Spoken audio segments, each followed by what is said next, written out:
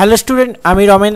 আজকে জিকে ক্লাসে তোমাদের স্বাগত জানাই। আজকে জিকে ক্লাসে ডাব্লিউবিপির প্রিভিয়াস ইয়ার কিছু কোশ্চেন নিয়ে আলোচনা করব, যেটা আপকামিং সমস্ত পরীক্ষায় তোমাদের এখান থেকে কিন্তু কমন আসবে। আর বলে রাখি, যারা নতুন দর্শক আছো, প্রত্যেক দিন রাত 9টায় আমাদের ফেসবুক পেজে জিকে ক্লাস আছে। ফেসবুক পেজ থেকে দেখলে ফেসবুক পেজটাকে ফলো করবে।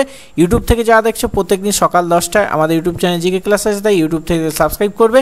আর ডেসক্রিপশন বক্স থেকে আমাদের টেলিগ্রাম চ্যানেলে যুক্ত থাকবে। পরবর্তীকালে এই সমস্ত পিডিএফ তোমরা টেলিগ্রাম চ্যানেলে পেয়ে যাবে। চলো, ফার্স্ট কোশ্চেন, হুমায়ুন নামা কে রচনা করেছিলেন? এটা ডাব্লিউপি লেডি কনস্টেবল মেন 2018 সালের কোশ্চেন। নিচে চারটি অপশনের মধ্যে সঠিক উত্তর হয়ে যাবে অপশান সি, মানে গুলবদন বেগম হবে তোমাদের এক্ষেত্রে সঠিক উত্তর। এই কোশ্চেন রিলেটেড কিছু পয়েন্ট তোমাদের বলে দিই। গুলবদন বেগম ছিলেন মুঘল সম্রাট হুমায়ুনের বোন। হুমায়ুনের বোন ছিলেন গুলবদন বেগম। তিনি কিন্তু এই হুমায়ুন নামা রচনা করেন। ভাগ্নে সম্রাট আকবরের অনুরোধে কিন্তু তিনি এটি লিখেছিলেন, এটাও মনে রাখবে। চলো নেক্সট কোশ্চেন, কোন গুপ্ত সম্রাট সরকারি উপাধি লাভ করেছিলেন? এটা ডাব্লিউপি লেডি কনস্টেবল মেন 2018 সালের কোশ্চেন। নিচে চারটি অপশনের মধ্যে সঠিক উত্তর অপশান সি, দ্বিতীয় চন্দ্রগুপ্ত হবে তোমাদের এক্ষেত্রে সঠিক উত্তর। একটু ইম্পর্টেন্ট তোমাদের কিছু পয়েন্ট বলে দিই এখানে। মালওয়া, গুজরাট এবং সৌরাষ্ট্র শাসকদের অঞ্চল জয় করে তিনি সরকারি উপাধি গ্রহণ করেন।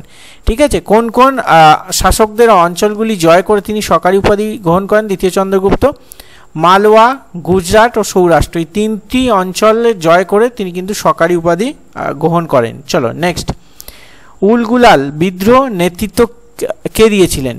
এটা ডাব্লিউপি লেডি কনস্টেবল মেন 2018 সালের কোশ্চেন। চারটি অপশনের মধ্যে সঠিক উত্তর অপশান এ বিরসা মুন্ডা হবে তোমাদের এক্ষেত্রে সঠিক উত্তর। উলগুলাল যে বিদ্রোহ হয়েছিল সেটা হয়েছিল 1899 সালে, কিন্তু উলগুলাল বিদ্রোহ হয়েছিল। চলো ইম্পর্টেন্ট কিছু পয়েন্ট। বিরসা মুন্ডার নেতৃত্বে 1899 থেকে 1900 সালে এই বিদ্রোহ সংগঠিত হয়। রাঁচির দক্ষিণাঞ্চলে সৃষ্ট হয় এই বিদ্রোহ। ওকে, রাঁচির দক্ষিণাংশে এই বিদ্রোহ উলগুলাল বিদ্রোহ হয়, যেটা স্থায়িত্বকাল ছিল মাত্র 1 বছর। চলো নেক্সট, কাকে ভারতের লোকাল সেলফ গভর্নমেন্টের জনক বলা হয়? এটা ডাব্লিউপি লেডি কনস্টেবল মেন 2018 সালে কোশ্চেন। নিচে চারটি অপশনের মধ্যে সঠিক উত্তর অপশান সি, লর্ড রিপন হবে এই ক্ষেত্রে সঠিক উত্তর। এই কোশ্চেন রিলেটেড কিছু ইম্পর্টেন্ট পয়েন্ট। লর্ড রিপন স্থানীয় স্বায়ত্তশাসনের জনক হিসাবে পরিচিত। তিনি 1882 সালে স্থানীয় স্বায়ত্তশাসন চালু করেন। ওকে, লর্ড রিপন। ওকে, চলো নেক্সট, ব্রিটিশ সরকার কত সালে ভারতবর্ষে রাওলাট আইন পাস করেন? এটা ডাব্লিউবিপি ওয়ারলেস অপারেটর 2020 সালের কোশ্চেন। নিচে চারটি অপশান দেওয়া আছে, চারটি অপশানের সঠিক উত্তর অপশান বি, মানে 1919 সাল হবে তোমাদের এক্ষেত্রে সঠিক উত্তর। এর সাথে কিছু পয়েন্ট বলে দিই।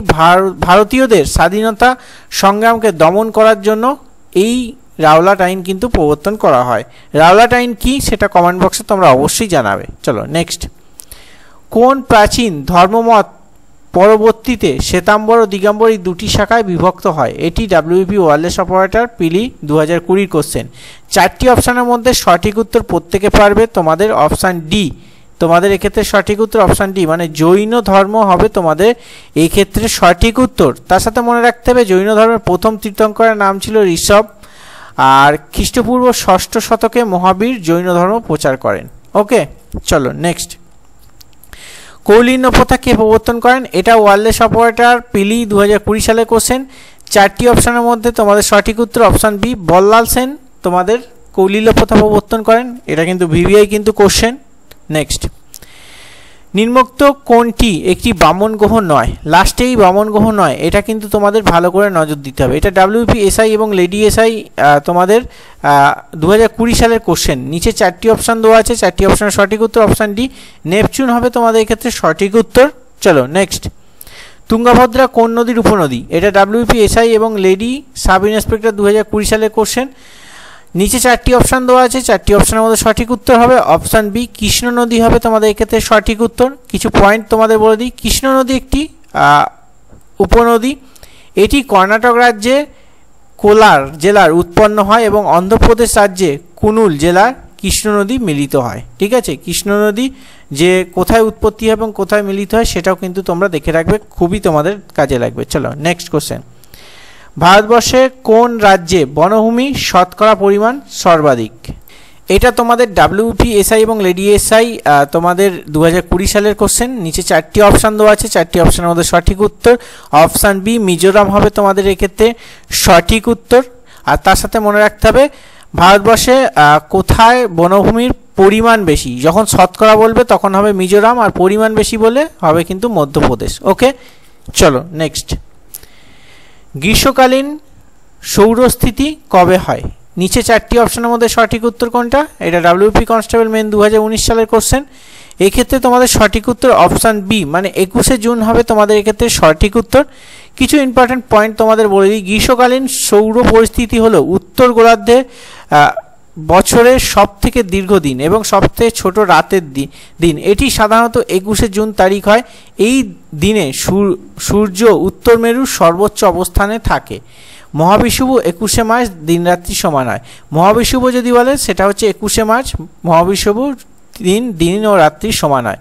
জলবিষুবর কথা যদি বলি 23শে সেপ্টেম্বর, এটাও কিন্তু দিন রাত্রি সমান হয়। এগুলো কিন্তু নোট করে রাখবে, ভিভিআই কিন্তু কোশ্চেন তোমাদের প্রিভিয়াস ইয়ারের সাথে সাথে কিছু পয়েন্টগুলো করিয়ে দিচ্ছি, এখান থেকে কিন্তু কমন 100% পাবে। চলো নেক্সট। নিম্নের কোনটি খারিফ শস্য? এক্ষেত্রে তোমাদের নিচে 4টি অপশনের মধ্যে সঠিক উত্তর কোনটা হবে? এটা WP কনস্টেবল মেন 2018 সালের কোশ্চেন। এক্ষেত্রে সঠিক উত্তর তোমাদের হয়ে যাবে অপশান ডি মানে পার্ট হবে তোমাদের এক্ষেত্রে সঠিক উত্তর। এক্ষেত্রে মনে রাখতে হবে খারিফ শস্য বর্ষাকালে রোপণ করা ফসল। বর্ষাকালে যে ফসলগুলো রোপণ করা হয় সেগুলো হচ্ছে খারিফ শস্য। খারিফ শস্যের মধ্যে রয়েছে ধান আছে, পাট আছে, ভুট্টা আছে, বাজরা আছে, সয়াবিন আছে, তিল আছে, সর্ষে আছে ইত্যাদি কিন্তু খারিফ শস্যের মধ্যে পড়ে। চলো নেক্সট। পৃথিবীর উচ্চতম মালভূমি কি? এটা কিন্তু WP কনস্টেবল মেন 2018 সালের কোশ্চেন। নিচে 4টি অপশান আছে, 4টি অপশানের সঠিক উত্তর অপশান ডি পামির মালভূমি। সরি, এটা স্পেলিং মিস্টেক আছে, পামির মালভূমি হবে এক্ষেত্রে সঠিক উত্তর। পামির মালভূমি পয়াকার ময় দীর্ঘই র, পামির মালভূমি হবে তোমাদের এক্ষেত্রে সঠিক উত্তর। Next question. নতুন দর্শক হলে ফেসবুক থেকে দেখলে ফলো করবে, ইউটিউব থেকে দেখলে সাবস্ক্রাইব করবে, আর ডিসক্রিপশন বক্সে টেলিগ্রাম চ্যানেলে যুক্ত থাকবে। চলো, পৃথিবীর দীর্ঘতম নদী কি? এটা WP কনস্টেবল মেন 2018 সালের কোশ্চেন। নিচে 4টি অপশান আছে, 4টি অপশানের মধ্যে সঠিক উত্তর অপশান সি নীল নদ হবে তোমাদের এক্ষেত্রে সঠিক উত্তর। Next question. কততম সংবিধান সংশোধন দ্বারা ভোটার অধিকার 21 বছর থেকে 18 বছর করা হয়? এটা WP কনস্টেবল মেন 2019 সালের কোশ্চেন। এক্ষেত্রে তোমাদের সঠিক উত্তর 15 নম্বরের ক্ষেত্রে অপশান সি মানে 61তম সংবিধান সংশোধন দ্বারা কিন্তু এটা করা হয়। তার সাথে কিছু পয়েন্ট মনে রাখতে, ভারতীয় সংবিধানে 1989 সালে 61তম সংবিধান সংশোধন করা হয়। সালটা যদি বলে সেটা হচ্ছে 1989 সালে। ঠিক আছে, তো চলো নেক্সট কোশ্চেন। জেলার মুখ্য রাজস্ব আদায়কারী কে? এটা WP কনস্টেবল মেন 2019 সালের কোশ্চেন। এই ক্ষেত্রে 4টি অপশানের মধ্যে সঠিক উত্তর অপশানে জেলা শাসক হবে তোমাদের এক্ষেত্রে সঠিক উত্তর। আর আজকের সেটটা তোমাদের কেমন হয়েছে সেটা কমেন্ট করে বলবে। এই ধরনের PYQ কোশ্চেনগুলো ক্লাস কেমন লাগছে সেটাও কিন্তু তোমাদের ফিডব্যাক জানাবে। নেক্সট। নাইট্রিক অ্যাসিডের রাসায়নিক সংকেত কি? এটা WP কনস্টেবল মেন 2022 সালের কোশ্চেন। নিচে 4টি অপশানের মধ্যে সঠিক উত্তর হবে অপশান বি HNO3 হবে তোমাদের এক্ষেত্রে সঠিক উত্তর। তার সাথে মনে রাখতে হবে H2SO4 যেটা সালফুরিক অ্যাসিড, একে কিন্তু অয়েল অফ ভিট্রিয়াল বলা হয়, কারণ এই জায়গা থেকে দুটো কোশ্চেন হয়ে যায়, একটা অয়েল অফ ভিট্রিয়াল আর একটা হচ্ছে নাইট্রিক অ্যাসিডের সংকেত, সেটা তোমাদের করিয়ে দিলাম। চলো নেক্সট। আইরিস মানব শরীরে কোন অংশে অবস্থিত? এটা WP কনস্টেবল মেন 2022 সালের কোশ্চেন। 4টি অপশানের মধ্যে সঠিক উত্তর হবে অপশান বি মানে চোখ হবে তোমাদের এক্ষেত্রে সঠিক উত্তর। কিছু ইম্পর্টেন্ট পয়েন্ট, আইরিস হচ্ছে আলোর তীব্রতার উপর নির্ভর করে আইরিস সংকোচ ও প্রসারণ হয়। ঠিক আছে, আইরিসের কাজ যদি বলে তাহলে আলোর তীব্রতার উপর নির্ভর করে আইরিস কিন্তু সংকোচ ও প্রসারণ হয়। চলো নেক্সট। নিম্নোক্ত কোনটি একটি অপুষ্পক উদ্ভিদ নয়? লাস্টে কিন্তু নয় আছে, তোমরা লাস্ট অবধি পড়বে না, কিন্তু তোমাদের নেগেটিভ হয়ে যাওয়ার চান্স আছে। এটা KPSI এবং সার্জেন্ট পিলি 2010 সালের কিন্তু কোশ্চেন। নিচে 4টি অপশানের মধ্যে সঠিক উত্তর হবে অপশান এ পাইনাস হবে তোমাদের এক্ষেত্রে সঠিক উত্তর। Next question.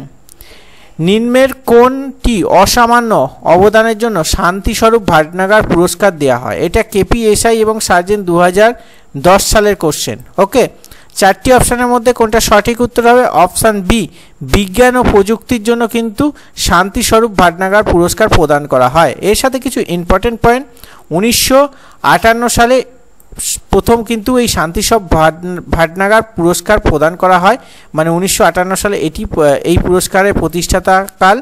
তার সাথে এটি কিন্তু রাষ্ট্রপতি দ্বারা প্রদান করা হয় বা রাষ্ট্রপতি প্রদান করেন। তার সাথে মনে রাখতে হবে শান্তি স্বরূপ ভাটনাগর পুরস্কার 5টি ক্ষেত্রে স্বীকৃত দেওয়া হয়। কটি ক্ষেত্রে না 5টি ক্ষেত্রে। কি কি?